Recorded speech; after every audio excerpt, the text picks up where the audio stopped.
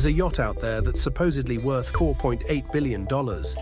They say it's wrapped in 100,000 kilograms of solid gold and platinum. They say the master bedroom has a wall made from the bone of a Tyrannosaurus Rex. And they gave it a name that sounds like a movie villain's lair, the History Supreme. There's just one tiny problem. No one has ever actually seen it. Welcome aboard. Today I'm taking you on a tour of the most expensive yachts ever to touch the water, the floating palaces that cost more than entire countries' budgets, guarded by missile defense systems and crewed by small armies. And by the end of this, I'll show you which one is, genuinely, the most expensive yacht in the world that actually exists. But first, let me tell you about the one that doesn't. The History Supreme is the yacht that broke the internet back in 2011. The story went like this. A London-based designer named Stuart Hughes announced he'd been commissioned to build the most expensive yacht on Earth. A 100-foot vessel plated in roughly 100 tons of gold and platinum, with a statue made of genuine T-Rex bone and a price tag of $4.8 billion. The supposed buyer, an anonymous Malaysian businessman. The headlines went around the world. For over a decade, it's been crowned the most expensive yacht ever in list after list after list. Here's the thing though, it's a hoax, one of the biggest hoaxes in the entire boating industry. No shipyard has ever confirmed building it. There are only about 4 photographs of it in existence, and they all came from one place, Hughes' own website. And then it got worse. An Italian boat builder called YACHTS came forward and said those photos had been lifted straight from their website. The History Supreme in the pictures was actually their boat, the Bayer 100 from 2008. The supposed billionaire owner has never confirmed a thing. So the most famous, most expensive yacht in the world is a $4.8 billion ghost. It was never built. It does not exist. So let me ask the real question. If we throw out the fantasy, what is the most expensive yacht that you could actually walk onto today? To answer that, I went looking for the real ones, and trust me, reality is plenty insane. Let me show you. Let's start with a name you definitely know, Jeff Bezos. The founder of Amazon, one of the richest human beings who has ever lived, decided that what he really wanted was the largest sailing yacht on the planet. So in 2023, the Dutch shipyard Oceanco delivered him the Koru. She's a 3-masted sailing yacht stretching 127 meters. That's around 417 feet of navy blue hull and towering carbon masts. The reported price? At least $500 million, $500 million for a sailboat. And here's a detail I love. Those masts are so tall that a historic bridge in Rotterdam reportedly had to be considered for dismantling just to let her out to sea. That's the kind of problem you only have when you're Jeff Bezos, a man whose fortune has, at times, sat north of $200 billion. To him, a $500 million sailing yacht is essentially a rounding error. But Bezos wasn't even the first to chase the world's largest sailing yacht crown. That title belongs to a vessel simply called A, Sailing Yacht A. She was built for the Russian billionaire Andrei Melnichenko. And she looks less like a boat and more like a spaceship that took a wrong turn. 143 meters long, valued at around $600 million, with 3 freestanding carbon fiber masts so tall they dwarf oil tankers. She's got a hybrid diesel-electric propulsion system and, this is my favorite part, an underwater observation pod built right into the keel so you can sit below the waterline and watch the ocean go by. It's a $600 million submarine window, and it only gets bigger from here. Now we get into the real heavyweights, the motor yachts, the giants. Let me introduce you to the Dilbar. She was delivered in 2016 by the legendary German shipyard Lürssen.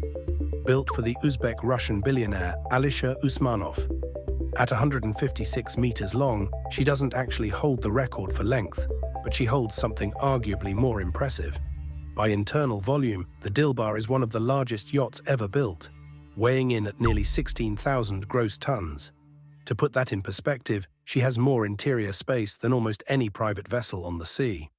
The estimated cost runs anywhere from $600 million to a full $1 billion.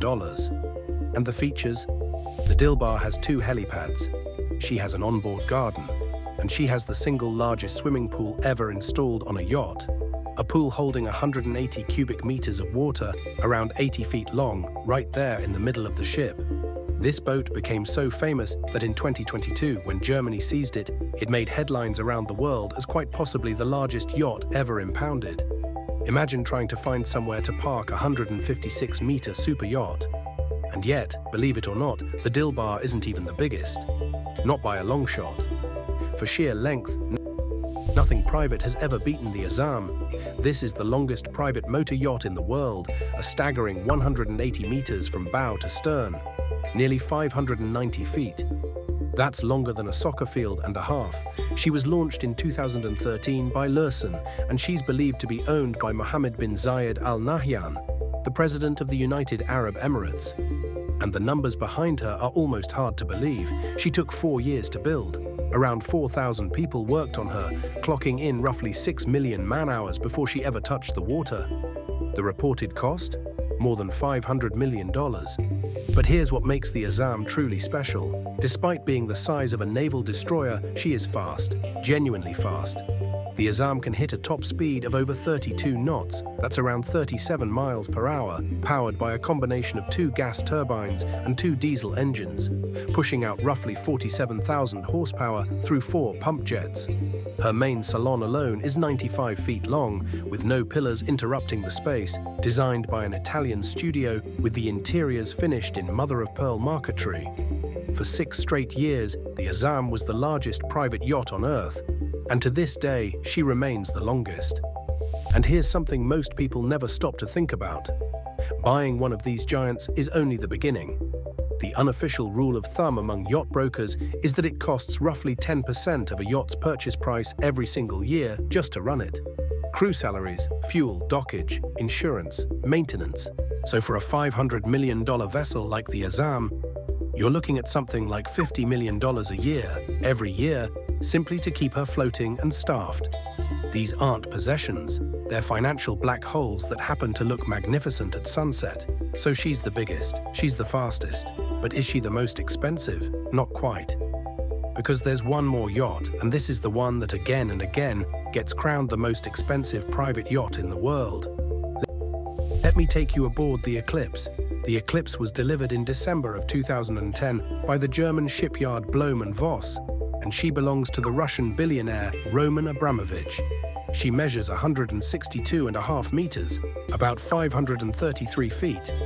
And while you'll see wild figures online claiming she cost $1.5 billion, the more reliable reporting puts her original build price at around $700 million. $700 million for a private boat. And once you see what's on board, you start to understand where the money went. The Eclipse has not 1, but 2 helicopter pads. She has 24 guest cabins, 2 swimming pools, several hot tubs, and an actual disco hall. She carries 3 launch boats and a mini-submarine capable of diving to 50 meters below the surface, about 160 feet down. It takes a crew of around 70 people to run her and look after her guests. And then there's the security.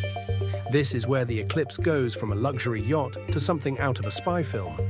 She is reportedly fitted with a missile detection system, dedicated self-defense systems, and according to multiple reports, an anti-paparazzi laser shield designed to disrupt cameras pointed at the deck, along with a bulletproof master suite and an escape submarine.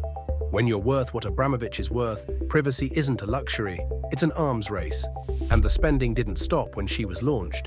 In 2024, the Eclipse reportedly underwent a monumental $200 million refit, which introduced hydrogen fuel cells to make one of the most extravagant machines ever built a little greener. $200 million for a refit. That's more than most super yachts cost in the first place. Just to maintain her, the Eclipse reportedly burns through around a ton of diesel every single day, even at the dock, just to keep the air conditioning running so the sea air and mold don't damage the artwork and the interiors. The cost of simply owning her is a fortune all on its own. So there it is. If you want the most expensive yacht that genuinely exists, that you could actually stand on, the crown goes to the Eclipse, a $700 million fortress on the water, complete with its own submarine, its own missile defense, and a daily fuel bill bigger than most people's mortgage. But I'll leave you with one last thought, because money never really stops dreaming. There's a yacht called the Streets of Monaco. It's a concept design from a British firm, and it's never been built, but the plans are real, and the price they put on it was $1.1 billion. It's not a yacht so much as a floating city. The deck is designed as a literal replica of Monte Carlo, complete with a go-kart track, a recreation of the Monaco Grand Prix circuit, casinos, tennis courts, swimming pools, and bars.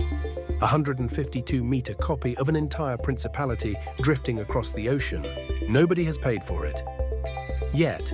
But somewhere out there is a billionaire reading about it, thinking, why not? That's the strange truth about the most expensive yachts in the world. The most famous one, the History Supreme, turned out to be a fantasy. The most expensive real one, the Eclipse, is so over the top it needs its own navy to protect it. And the most ambitious one of all hasn't even been built yet. Which one would you actually want to wake up on? The fastest, the Azzam, the largest by volume, the Dilbar, or the Fortress, the Eclipse? Let me know down in the comments. I genuinely want to hear it. And if you enjoyed peeking behind the velvet rope at this world with me, stick around, because there's always something even more extravagant just over the horizon. I'll see you on the next one.